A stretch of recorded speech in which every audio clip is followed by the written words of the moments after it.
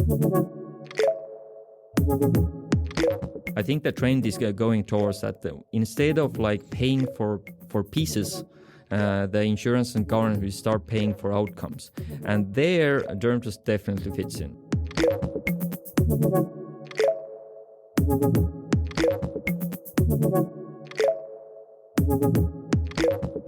Welcome to this podcast created by the e-estonia Briefing Center.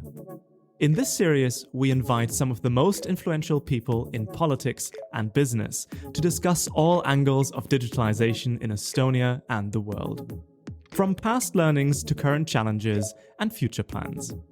So take a seat, pour yourself a glass of your favorite drink, and enjoy the art of digitalization.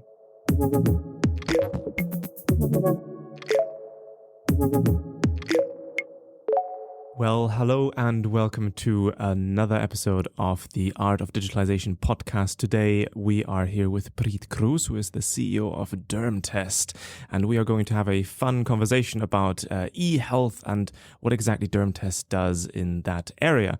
First of all, Priit, thank you so much for being here. How are you today? I'm great. Pleasure to be here. Lovely. Thanks. I guess the first question, the way to kick this off properly would be, what exactly does Dermtest do? Can you give us an overview of what it's all about? Yeah, well, Dermtest is a digital toolbox for skin and wound care. Basically, a complete medical photo management SaaS software. Can be used by hospitals, private clinics, GPs, and so on. And what it does, it gives the doctors digital tools to manage skin and skin problems and wounds better. So enables better access, better quality, a better pathway, flow, and so on.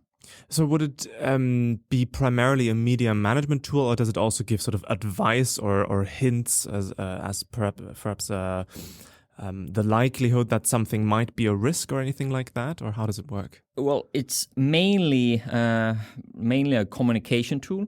So it enables this kind of visual communication and also has some quality metrics. Yes, has also some decision support capabilities.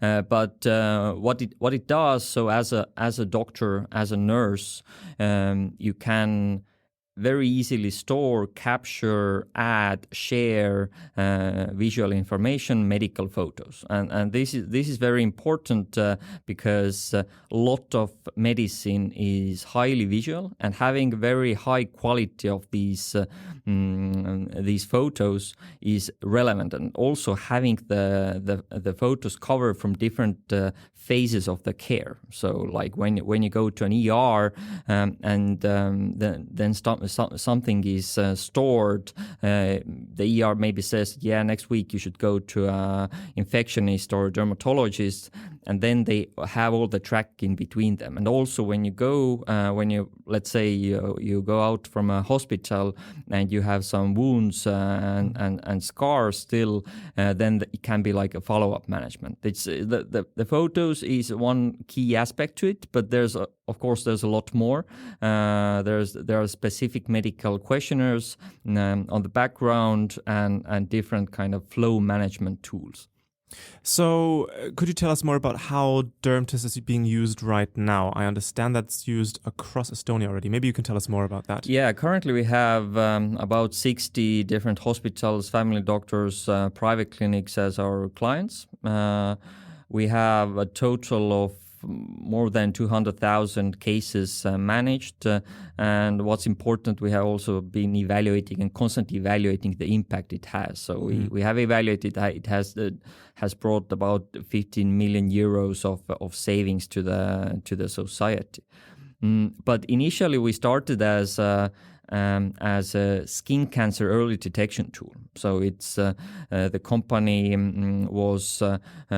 we came together. It was first a pilot project, and then we pulled the team together 5 or 6 years ago, made a spin-off, and we first started with tackling melanoma. So fighting melanoma with enabling early detection. So if you have a suspicious mole, you can go to the nearest partner clinic we have, whether you're on an island in Estonia, in Saaremaa, or in a rural area or in the city, and you can go to our partner clinic and they use our software. There's a device attached, and then you get the fast evaluation of whether you should not worry anymore or something should be done. So this was the start, and but we saw that this is very niche market. So 2 years ago, we expanded it a bit. So we saw that all this image management, medical photo management needs solving.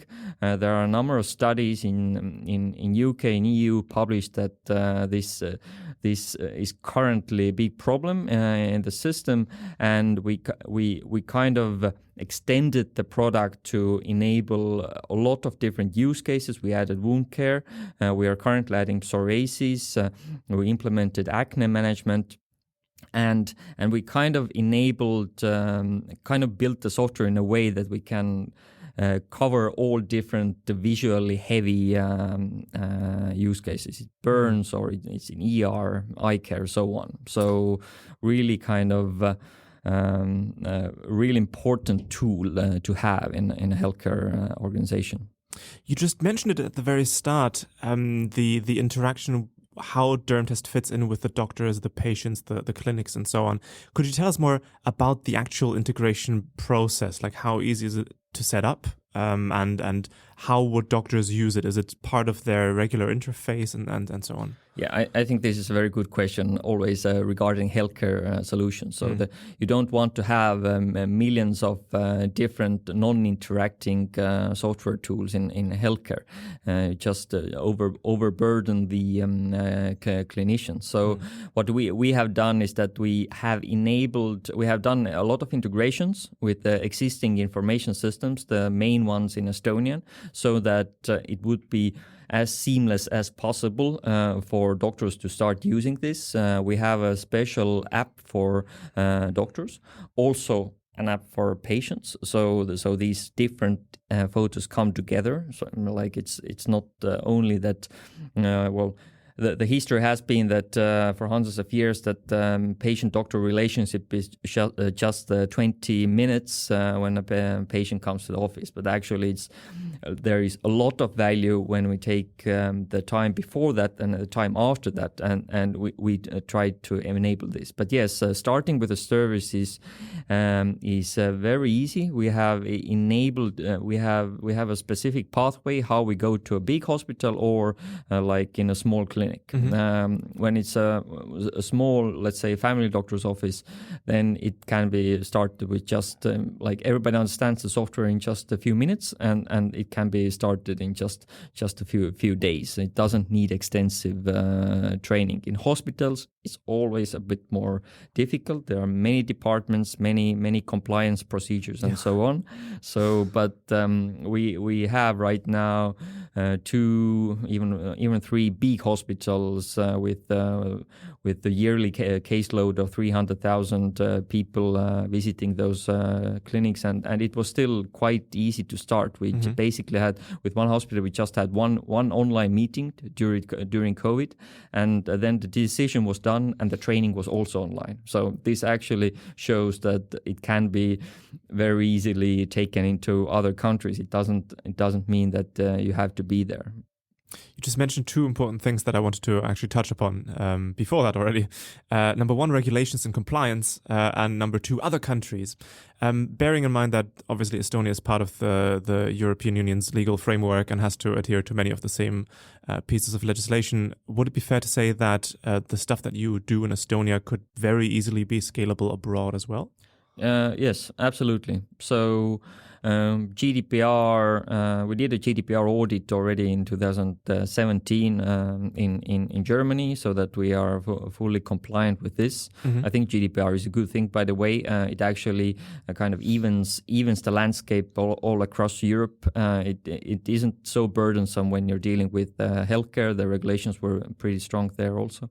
So yeah, it's easy to start in other countries, and in Europe so far we have implemented software in Lithuania, in Moldova, and working also in Germany. Can you tell us more about me being German? I'm very interested. Can you tell us more about what you're doing in Germany? Well, it has been a long process. Okay. We I can imagine. tried to start with a similar model as in Estonia. But figured it out pretty quickly that this isn't the way to go. And so we started approaching not a private model, but an insurance-based model. And the reason there is that with for example, one use case, meaning melanoma early detection, the impact to the society comes mainly through insurances. So the main impact, if you have early detection, then the treatment cost can be like from 15 to 45 times smaller than when in a late stage treatment. So detecting early is super important. And Germany has about 3,000 melanoma deaths a year. Yeah. It's a big problem. It's all across Europe, but Germany also. So yeah, that was. That has been an interesting pathway, but we'll be having some very good news hopefully next few months. Very good. For me, what stands out when we compare countries like Germany with countries like Estonia is that in Estonia we've got one health insurance fund, whereas in Germany the landscape is extremely fractured. Some people might say balkanized, where the different hospitals have different management systems, and the different hospitals also rely on different insurers, even though they are sort of semi-state sponsored. It's a very, very tricky system to get right. So I think it's very valuable if Estonian companies, regardless of their subject area, delve into bigger countries and test the waters there. Yeah, it's I because my background is in health policy research, and for example, I built a long-term solvency model for Estonian health insurance fund. So done some math and calculations some years ago now, 7-8 years ago, and I know quite a bit about how public insurances work, and I understand why they seem kind of conservative from the side, but in the end they are managing they're very, very important players in healthcare, and the fact that in Germany you have like so many of them, yes, it kind of makes it a bit harder to go to the market in that sense, because it's so complex. But at the same time, you have so many doors. So if you have Estonian insurance, then it's just one insurance, and you're stuck with this one kind of possibility. In Germany, the kind of landscape which has more diversity gives you options. So I think it can be a plus also. But yes, still we have to have to figure out a lot of things regarding the regulations and how to build up the incentives in a way, and how to talk to the right people. So it has been an interesting pathway, but I think we're on a very good track, and it takes time, but we'll get there. You're making the most amazing segues for my next questions always, and I'm very grateful for that. You mentioned part of your previous background and your previous parts of your career. Can you tell us how did your career bring you to a point where you said, all right, I will be the CEO of Dermtest, this will be a thing, and I will bring this on the road? Like, what were the developing stages, I guess, in your career? Yeah, well, I've been interested in medicine, in the society, in economics all the time, and I actually worked as a health policy analyst for 5 years before Dermtest, and what I saw was that you can make the ideal policy papers to governments. Say that okay, this should be like this, and it all makes sense, it's logic and so on. But this doesn't mean that they're fully implemented. It's much more complex than this. You need a lot of change management and so on. So that was one of the triggers, kind of like approaching it in another way, kind of like doing something by example, make the change, and this I hope at least that it has given kind of like a good example to follow, in that sense that it is possible to do a kind of a tech startup in this complex area of healthcare, and the learning points, sharing those. So yeah, this was one of the reasons, so that to really kind of do something practical, and it has been a very big kind of personal development thing also. So as a policy researcher, you gain a lot, you get a lot of information, you understand, you do it on paper, you think a lot. When building company, you actually develop as a person a lot, because you're constantly out of your comfort zone. You're like far away from your comfort zone, and so this actually helps you to develop and change, and hopefully in a positive way. You mentioned something that stood out to me at the start as well. Digitalization does not happen in a vacuum. You know, you can have the best policy paper, you can have all the fun, you can have all the technology, you can have all the people in place, but it doesn't really work out like that in reality. There might be a lack of political support. There might be a new technology that arises in the meantime. There might be an EU directive that you all of a sudden have to take into account. So all of that stuff that just, puts obstacles in your way. It's something that I think also the educational landscape still has to take more into account when we see e-government courses around the world. They're very often, here's how it could look like on paper, here's the ideal society. But if we think about digitalization in developing states, or digitalization in the context of an international organization, I think there's still a lot of preparation that change management stakeholders can also take into account. Those if I can, those two words, change management. I totally agree with this. This is one of the reasons why I have also helped to kind of build up this and develop this study program, Taltech, on e-health, on digital health, and the goal there is also like develop healthcare change managers. So people who understand when digitalization is needed, when you can solve the problem in another way. So like digitalization isn't the thing, isn't the goal. The goal is solving a problem, and at different stages you need more or less digitalization. So I definitely believe in those, and especially in healthcare and education. Yes, you have this complex kind of regulation, multiple stakeholders, this landscape, and you need to be able to navigate there. It takes more time, but it is possible. But it's not kind of self-evident at the first second that, okay, let's just do a good product and somebody buys this. Yeah, that would be the ideal path, but it very rarely happens like that. Speaking of those paths, are there certain markets that are particularly interesting to you, or do you have an open mind on a European scale or a global scale? Where do you want to go next? We have some discussions in Asia, and we are actually in Europe, also in US.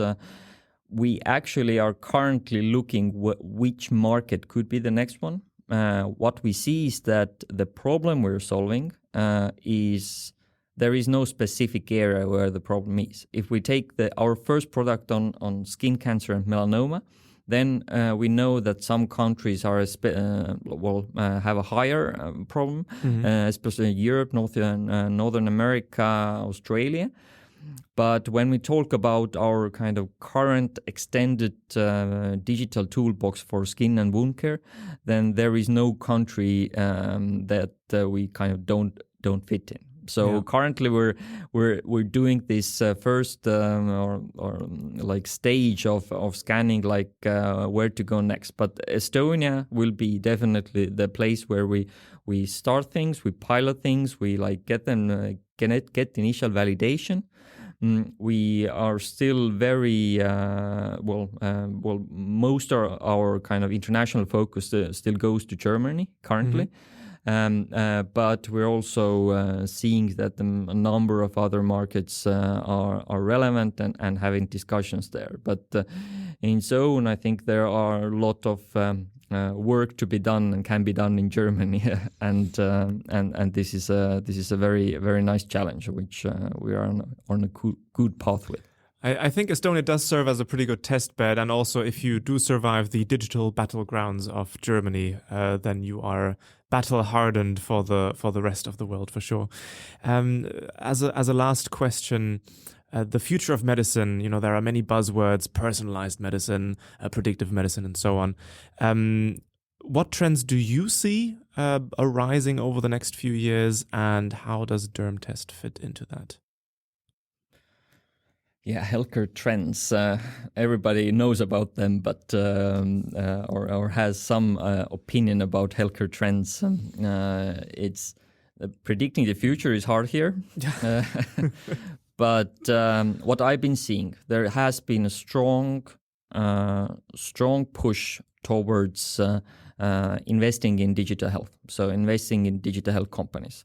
This has been on the rise. It started in the beginning of of the decade, last decade. Now it's making records every year. The technology kind of is there. The discrepancies are different from different countries. What I'm seeing is that the healthcare financing model has been it hasn't changed quite much. Governments are still biggest players, or like governmental insurances are biggest players in healthcare in terms of calling the shots.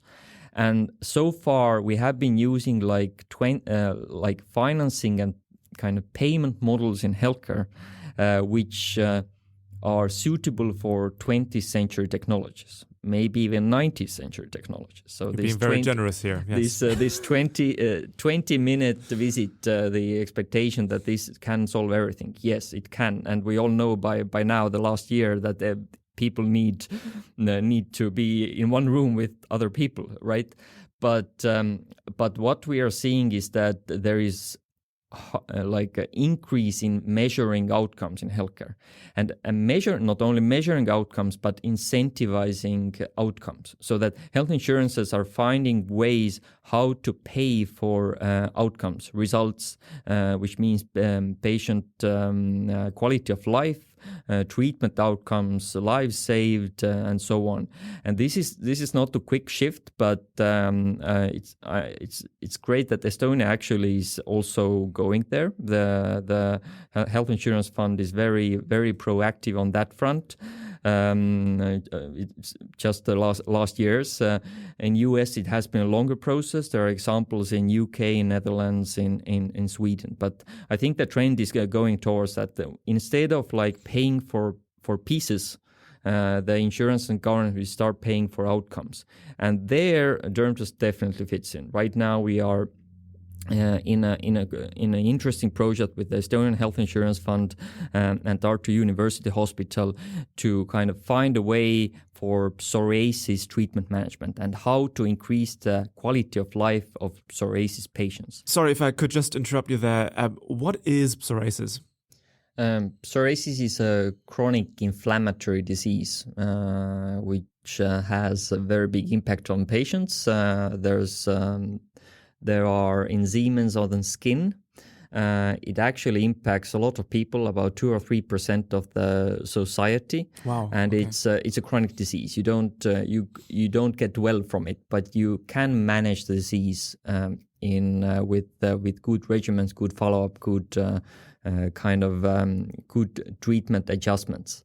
And And I suppose early treatment also improves the quality as well, or? Yeah, actually here it's the case. Here it's constant monitoring. So keeping track of patients with psoriasis, giving them a possibility to share how they're doing.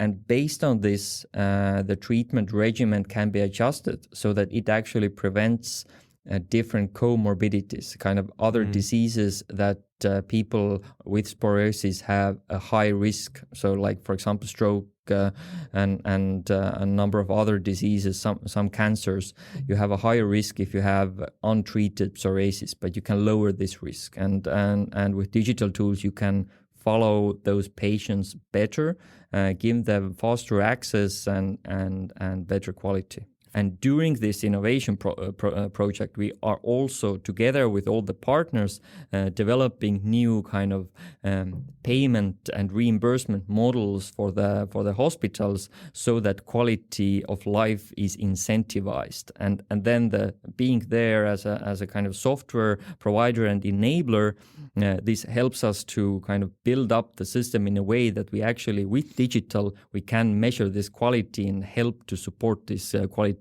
focus. So we're thinking about this all the time, and have built our solution in a way to enable this quality and value-based healthcare. Very good. Well, that means a lot for the future, and the sooner the different governments around the world shift towards that kind of model, I think the better it will be, not just for you, but also for the patients around the world. Priit, thank you so much for taking the time to sit down with us. It's been a pleasure to talk to you. And to all the listeners back at home, I hope you had a lovely time, and we'll hear you next time. Goodbye.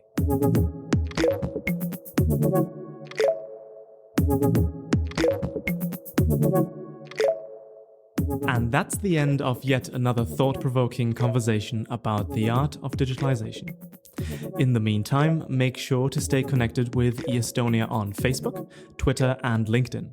You can also check out our website e-estonia.com to learn more about digitalization in this beautiful country and other upcoming events.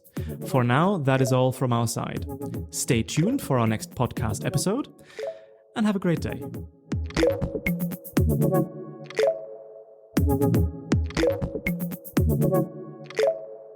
Thank you.